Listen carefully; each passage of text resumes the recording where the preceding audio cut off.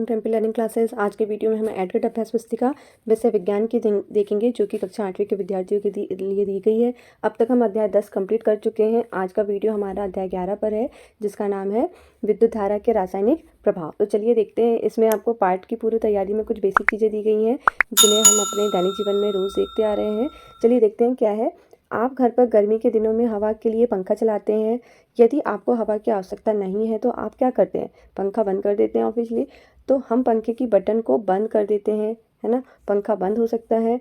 ऐसी स्थिति में पंखे का परिपथ किस चित्र के अनुसार होगा? तो आपको दो चित्र दिए गए हैं, चित्र ए और चित्र बी। तो आपका पंखे का जो परिपथ है जब पंखा बंद होगा किस प्रकार से होगा? इस प्रकार से होगा, ठीक है। तो यहाँ पर आपको चित्र ए में देखिए, यहाँ पर ये बैटरी दी गई है जो धन सिरे से ऋण सिरे की ओर आपका परिपथ चलता है। आप सभी को पता होना चाहिए कि जो धारा है, करंट है, वो कहाँ से धन सिरे से ऋण सिरे की ओर बहता है। और ये जो आपको चित्र दिख रहा है, ये किसका है? कुंजी का, मतलब बटन का है, जो आपका स्विच होता है घरों में, उसका चित्र है। उसकी मदद से आप क्या करते हैं? परिपथ को तोड़ते हैं और जोड़ते हैं। तो ये परिपथ टूटा हुआ है। इस चित्र में आप क्या देखेंगे कि परिपथ टूटा हुआ है, जिससे पंखा बंद है। तो आप इस चित्र को देखकर क्या बोलेंगे कि पंखा बंद है। इस चित्र में देखिए कुंजी में कनेक्शन क्या है? जुड़ा हुआ है। तो धारा आपकी धन सिरे से ऋण सिरे की ओर बहेगी। तो ये परिपथ क्या है? पंखे चालू का है। ये किसका? चालू का है। तो इस प्रकार आपका हम देखेंगे चित्र ए में परिपथ खुला है तो विद्युत धारा का प्रवाह बंद हो गया है, ठीक है। मतलब पंखा क्या होगा? नहीं चलेगा, पंखा बंद है। लेकिन चित्र बी में परिपथ बंद है तो विद्युत धारा का प्रवाह हो रहा है। अपने साथी से चर्चा कर निष्कर्ष निकालिए कि पंखा क्या रहेगा? चालू रहेगा या बंद, ठीक है। विद्युत धारा का विभिन्न प्रभाव हमारे दैनिक जीवन पर होता है। दैनिक जीवन में विद्युत धारा रासायनिक प्रभाव के कारण हमें बहुत सी धातुओं के संरक्षण टिकाऊ बनाने की सहायता प्राप्त होती है, ठीक है। अति लघुत्तरीय प्रश्नों में आपको खालिस्तान दिए गए हैं, जिसमें आपको शब्द दिए हैं यहाँ पर।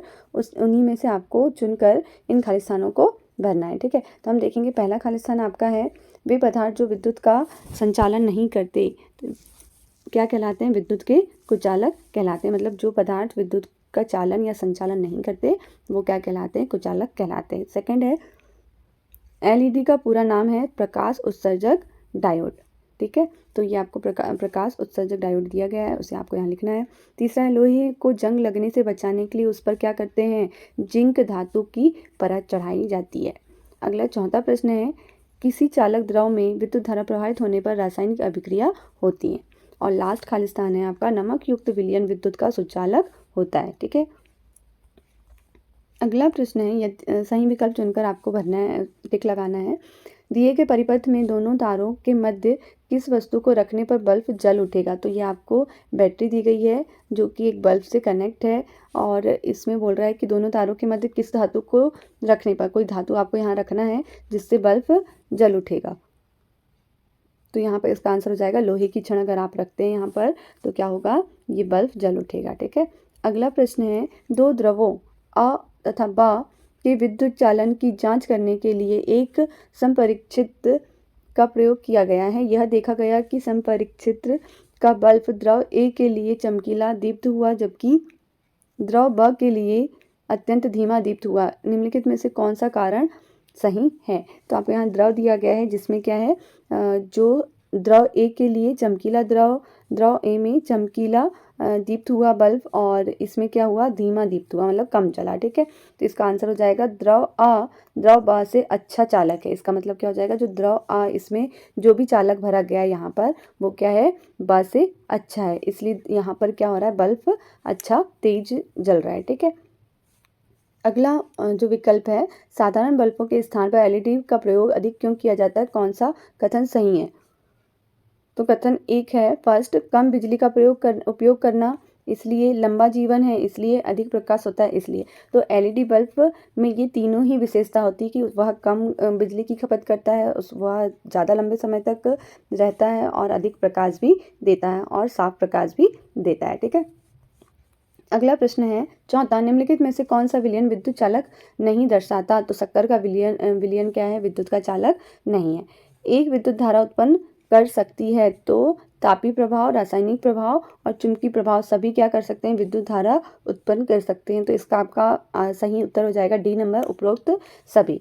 अगला प्रश्नों के अति लघुत्तरीय प्रश्नों के रूप में हम देखेंगे आसुत जल में विद्युत का चालन क्यों नहीं होता, कारण लिखिए। तो आसुत जल लवणों से मुक्त होने के कारण विद्युत का चालन नहीं करता। ठीक है। अगला प्रश्न है चौथा, दिए गए पदार्थों को विद्युत के चालक एवं कुचालक पदार्थों के रूप में वर्गीकृत कीजिए। तांबा, एल्यूमिनियम, रबर, प्लास्टिक, लोहा, लकड़ी। तो विद्युत के चालक कौन कौन से हो जाएंगे? तांबा, एल्यूमिनियम और लोहा।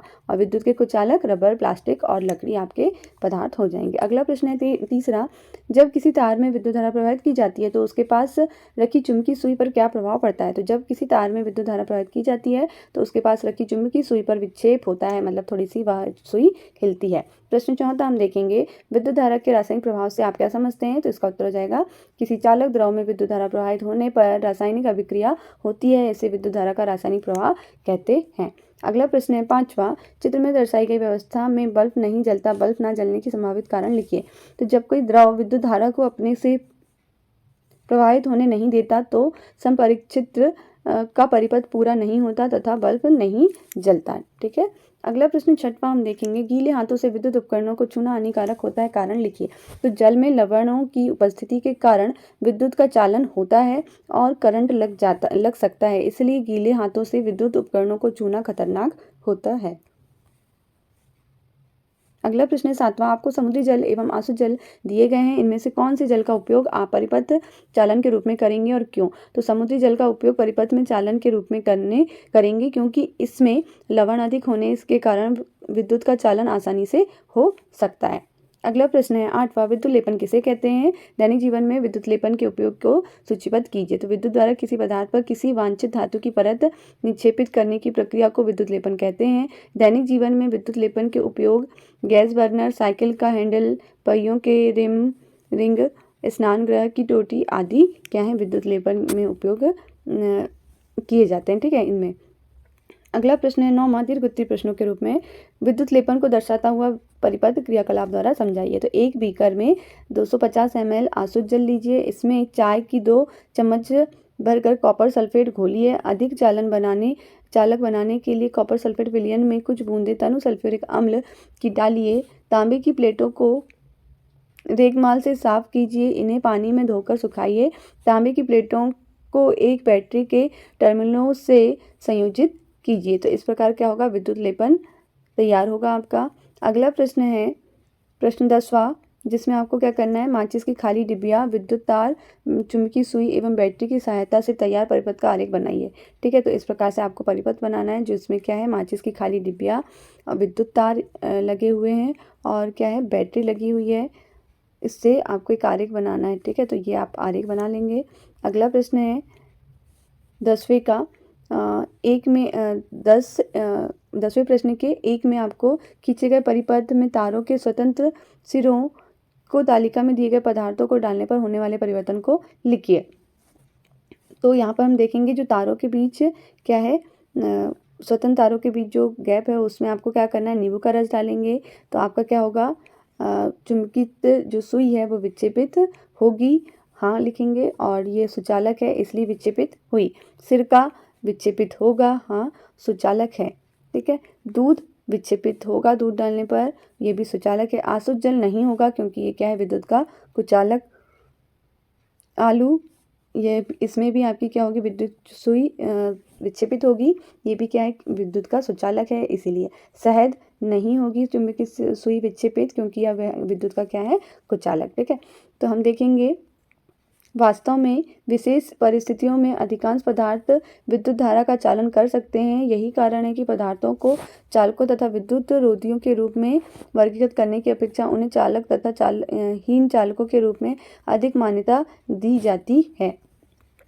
प्रोजेक्ट कार्य हम पहला देखेंगे, विद्युत सुचालक कुचालक पदार्थों की पहचान के लिए विद्युत परिपथ का निर्माण कीजिए तथा नीचे एक बंद विद्युत परिपथ का खुला विद्युत तथा खुला विद्युत परिपथ आरेख भी खींचिए। तो हम देखेंगे विद्युत सुचालक पदार्थ कौन कौन से हो गए, कॉपर, तांबा, चांदी, सोना आदि।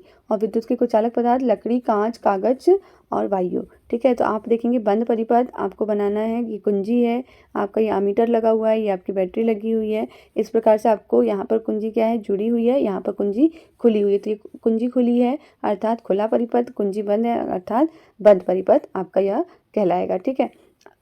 अगला देखेंगे साला एवं आपके घर में बिजली बचत के लिए आप किन किन उपायों को अपनाएंगे। तो एलईडी बल्ब का उपयोग करेंगे सबसे पहले, रेगुलेटर का उपयोग करेंगे जिससे हम क्या कर सकें, स्पीड को हम कम ज़्यादा कर सकें। ज़्यादा स्पीड में फैन होने से ज़्यादा बिजली की खपत होती है, तो हम रेगुलेटर का उपयोग करेंगे। सोलर एनर्जी जो कि सूर्य से प्राप्त होती है उसका उपयोग करने की कोशिश करेंगे। घर में खिड़कियाँ बनाकर हम क्या करेंगे, बिजली बचाकर उपयोग करेंगे ताकि प्रकाश हमारे घर तक आसानी से पहुँचे अंदर तक। ठीक है। अगला है नंबर का, अपनी साला घर मोहल्ले में ऐसी वस्तुओं की सूची बनाइए जिन पर विद्युत लेपन किया गया हो। तो ऐसी बहुत सी चीज़ें हैं, जैसे कि हम देखेंगे सोने की सस्ती अंगूठी, हार, कंगन, आभूषण, कार, स्कूटर, साइकिल, रिक्शा आदि का चमकीला भाग, घड़ी, कड़ायल, चेन, चमकीला कीमती पेन, चमकीला बर्तन, चम्मच आदि में क्या होता है, ये सब विद्युत लेपित होती हैं। ठीक है। अगला है अपने घर की कुछ ऐसी वस्तुओं की सूची बनाइए जिनमें विद्युत धारा प्रवाहित होती है। तो इस लोहे के तार में हम देखेंगे विद्युत धारा प्रवाहित होती है। लोहे की रॉड, चम्मच ग्लास में, तांबे के तार में, लोहे की टेबल, पलंग आदि सब में क्या होंगी, आपकी जो विद्युत धारा है वह प्रभावित होगी। इस प्रकार आज हमारा अध्याय 11 खत्म होता है।